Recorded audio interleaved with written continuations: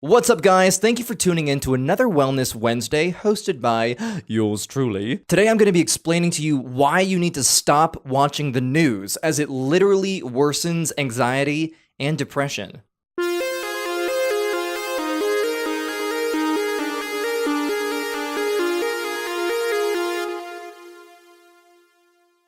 I can already hear some of you thinking, "Oh my god, Will, how could you suggest something so blasphemous? Are you suggesting I become some sort of ignorant ape regarding current affairs?" Well, sort of. You see, this kind of thinking assumes that without watching news outlets like CNN, ABC, Fox, even Reddit to some extent, that without these news outlets showing you the dreadful things that are happening in the world, you would be somehow at a disadvantage? But here's the first point. 99% of what the news is actually reporting on has nothing to do with you. On top of that, there's rarely anything you can do with what the news reports on. If there is anything truly significant that you need to know, you will find out about it. A coworker might tell you, or you might receive a phone call from a family member, or you might receive an interrupting broadcast on the radio or even your phone. Watching the news to stay current really has no advantage other than staying relevant in water cooler conversation. The fact of the matter is, there really is no advantage to knowing the traumatic things that are occurring in the world.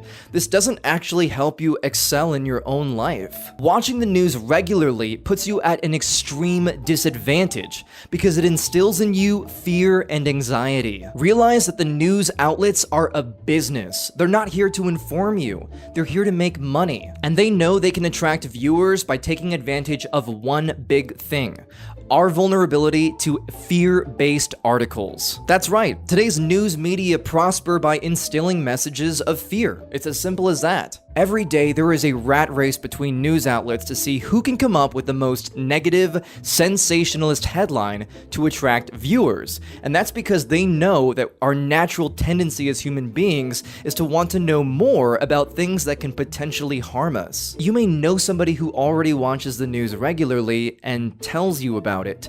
Now tell me, is their perspective optimistic? There's a quote by psychologist Wayne Dyer who once said, "Loving people live in a loving world.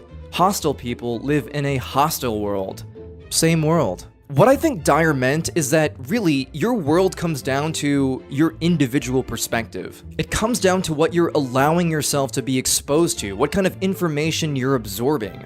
Sure, there are dramatic events that happen that we can help, like Hurricane Harvey for instance, but there are a multitude of positive, beautiful, innovative things occurring all over the world that the news media will never touch on. This creates, of course, a tremendous bias toward a negative outlook of the world. Reports have shown that the average ratio of negative news stories to positive news stories is 17-1. Therefore, watching the news is quite literally like picking only the negative things that are happening in the world and then focusing on them. It creates an unbalanced view of what is actually occurring in the world. But more to the point, this kind of information absorption adds very little value to your life. Instead, you could be spending your time absorbing information that directly pertains to you, information that can potentially even help you reach your goals. Furthermore, exposing yourself to fear-based articles shut down the creative centers in your consciousness by switching your brain into survival mode. There are other ways to stay informed.